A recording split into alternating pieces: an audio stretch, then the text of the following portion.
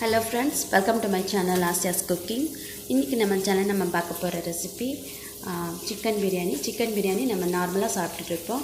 இது ஒரு different taste உள்ள சிக்கன் பிரியாணி நம்ம செய்யலாம். இந்த சிக்கன் பிரியாணி எப்படி செய்யணும்னு வாங்க இந்த வீடியோக்குள்ள நம்ம பார்க்கலாம். ஃபர்ஸ்ட் நம்ம மசாலாவை அரைச்சுக்கலாம்.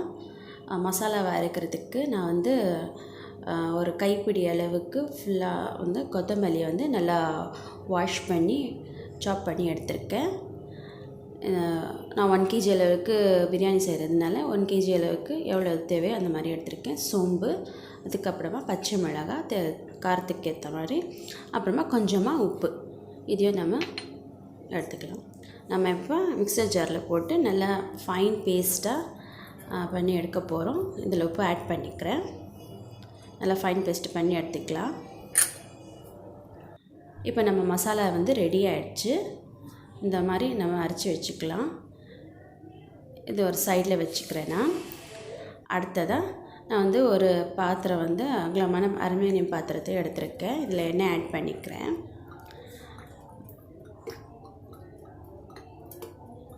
எண்ணெய் கூட நான் வந்து கூடவே ஃபுல்லாக எண்ணெய் ஊற்றாமல் கூடவே கொஞ்சம் நெய் கூட ஆட் பண்ணிப்பேன். எண்ணெய் போட்டுக்கலாம்.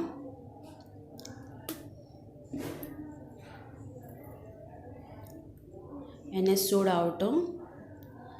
கூடவே ஒரு 2 to 3 டேபிள் ஸ்பூன் அளவுக்கு கீயும் நான் இதில் போட்டுக்கிறேன். போட்டுட்டு இதையும் சூடாக வச்சுக்கலாம். நான் 1 kg அளவுக்கு பிரியாணி செய்ய போகிறேன்.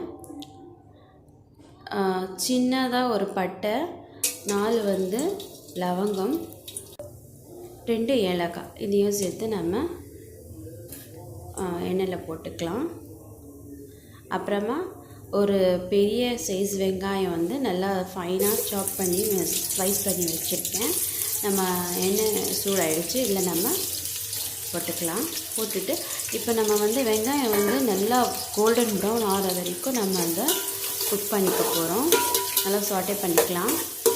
நல்லா கோல்டன் ப்ரௌன் ஆகணும். இப்போ பார்த்திங்கன்னா நம்ம வெங்காயம் வந்து நல்லா கோல்டன் ப்ரௌன் ஆகிடுச்சு. அடுத்ததாக நான் வந்து சிக்கன் எடுத்திருக்கேன். 1 kgக்கு நான் 1/2 kg தான் போட்டிருக்கேன். ஏன்னா இங்கே நம்ம வீட்டில் வந்து சாதத்தோட சிக்கன் வந்து யாரும் சாப்பிட்றதில்லை. ஸோ அதுக்காக நான் வந்து சிக்கன் வந்து ஓரளவுக்கு தான் எடுத்துருக்கேன். கூடவே உப்பு ஆட் பண்ணிக்கிறேன். உப்பு ஆட் பண்ணிவிட்டு இதையும் நான் வந்து நல்லா மிக்ஸ் பண்ணி வச்சுட்டு, இப்போ நம்ம சிக்கனோட ரானஸ் போகிற வரைக்கும் நம்ம அதை குக் பண்ணிக்க போகிறோம். அந்த பச்சை வாடை வந்து அதோட தண்ணியெல்லாம் நல்லா ட்ரை ஆகிற வரைக்கும் நம்ம அதை குக் பண்ணிக்கலாம். நம்ம சிக்கன் வந்து நல்லா ஃபுல்லாக ட்ரை ஆகிடுச்சு. அடுத்ததாக 2 to 3 டேபிள் ஸ்பூன் அளவுக்கு ஜிஞ்சர் கார்லிக் பேஸ்ட்டு நான் இதில் ஆட் பண்ணிக்கிறேன். இது ஃப்ரெஷ்ஷாக வந்து அரைச்சது. எப்போவுமே நீங்கள் பிரியாணி செய்யும்போது ஃப்ரெஷ்ஷாக வந்து ஜிஞ்சர் கார்லிக் பேஸ்ட்டு நீங்கள் போட்டிங்கன்னா நல்லா சுவையாக இருக்கும், நல்லா மணக்கும். ட்ரை பண்ணுங்கள் ஃப்ரெஷ்ஷாக போடுறதுக்கு. கூடவே 1 ஸ்பூன் அளவுக்கு சோம்பு இதையும் ஆட் பண்ணிவிட்டு நான் இதையும் மிக்ஸ் பண்ணி விட்டுக்கிறேன். இதோட ஹைலைட்டே சோம்பு தாங்க. சோம்போட இதோட வாசனை தான் இதில் வந்து நம்ம தூக்கி கொடுக்கும். ஸோ நம்ம வந்து இது ஒரு விதத்தில் நம்ம சோம்பு பிரியாணி கூட சொல்லலாம். நல்லா வந்து நான் மிக்ஸ் பண்ணி விட்டுக்கலாம். ஒரு 2 minutes இது வந்து குக் பண்ணிக்கலாம்.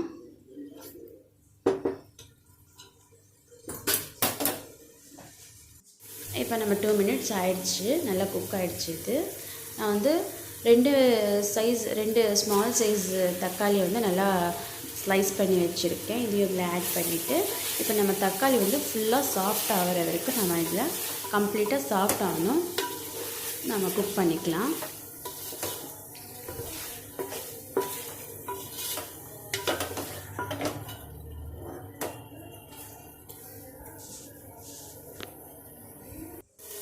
இப்போ பார்த்திங்கன்னா நல்லா வந்து இது தக்காளி வந்து இது கூட நல்லா மேஷ் ஆகிடுச்சு. அடுத்ததாக நம்ம அரைச்சி வச்சோம் இல்லையா மசாலா, இதை இதில் ஆட் பண்ணிக்கலாம்.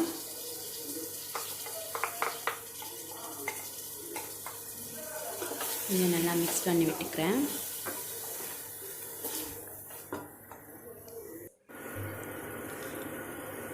மிக்ஸ் பண்ணி ஆயிடுச்சு.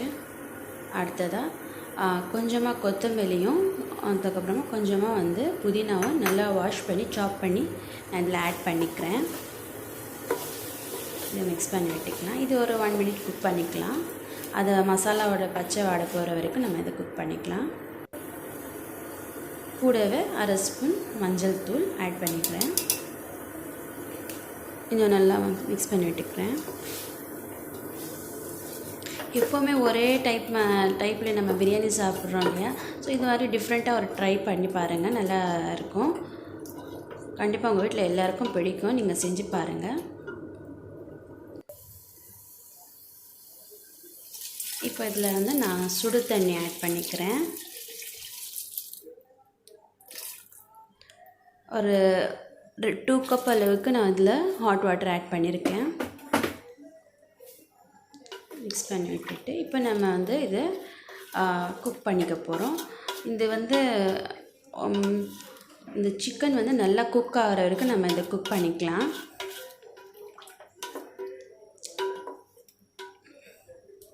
இப்போ இருக்கிற தண்ணியை வந்து பாதியாக குறைச்சி வர வரைக்கும் நம்ம அதை குக் பண்ணி பார்த்திங்கன்னா நல்லா கொதி வந்துருச்சு.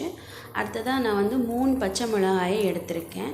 ஆல்ரெடி நம்ம மசாலாவில் போட்டிருக்கோம். ஸோ இதில் வந்து நான் இந்த 3 பச்சை மிளகாயை போட்டுட்டு இதையும் நல்லா மிக்ஸ் பண்ணி விட்டுட்டு இந்த திக்கு பதத்துக்கு வர வரைக்கும் நம்ம இதை குக் பண்ணிக்கலாம். இந்த கிரேவி வந்து நல்லா திக்காக வர வரைக்கும் நம்ம குக் பண்ணிக்கலாம்.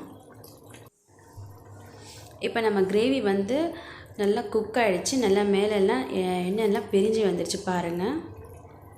இப்போ வந்து நான் என்ன பண்ண போகிறேன்னா இதில் பாஸ்மதி ரைஸ் வந்து நான் பாயில் பண்ணி வச்சுருக்கேன். இப்போ நான் வந்து கொஞ்சம் கொஞ்சமாக இதில் ஆட் பண்ணிக்கிறேன். நான் 1 kg அளவுக்கு பாஸ்மதி ரைஸை பாயில் பண்ணி வச்சுருக்கேன். இதை ஆட் பண்ணிக்கிறேன் நான் இதில்.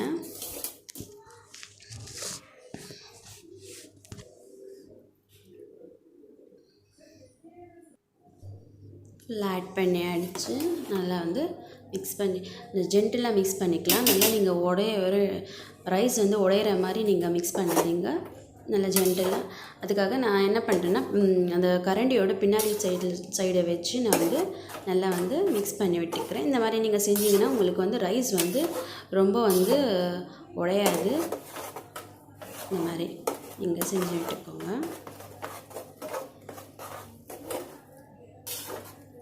இந்த மாதிரி நீங்கள் செஞ்சிங்கன்னா நல்லா மிக்ஸ் ஆகும். ரைஸ் வந்து ப்ரோக் ஆகாது. இந்த மாதிரி நல்லா மிக்ஸ் பண்ணி விட்டுக்கலாம். மிக்ஸ் பண்ணி ஆயிடுச்சு. நான் வந்து இப்போ இதை வந்து தம் கட்ட போகிறேன். மேலே வந்து நான் வந்து கீ வந்து போட்டுக்கிறேன். கொஞ்சமாக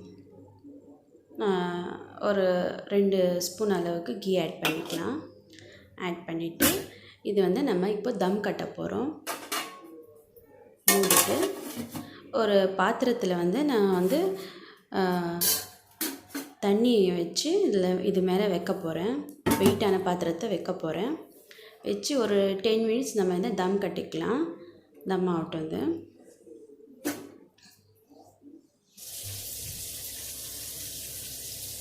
இப்போ இது 10 மினிட்ஸ் ஆகிடுச்சு. நம்ம வந்து இந்த தம்மை வந்து கீழே இறக்கிடலாம். நம்ம பிரியாணி ரெடி. வித்தியாசமான சுவையில் நம்ம பிரியாணி வந்து ரெடி ஆகிடுச்சு.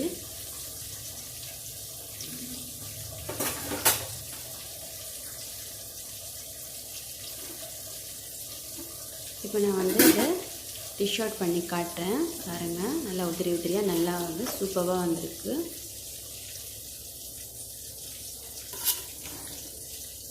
சிம்பிள் தாங்க, பட் டேஸ்ட் வந்து அவ்வளோ சுவையாக இருக்கும், நல்லாயிருக்கும்.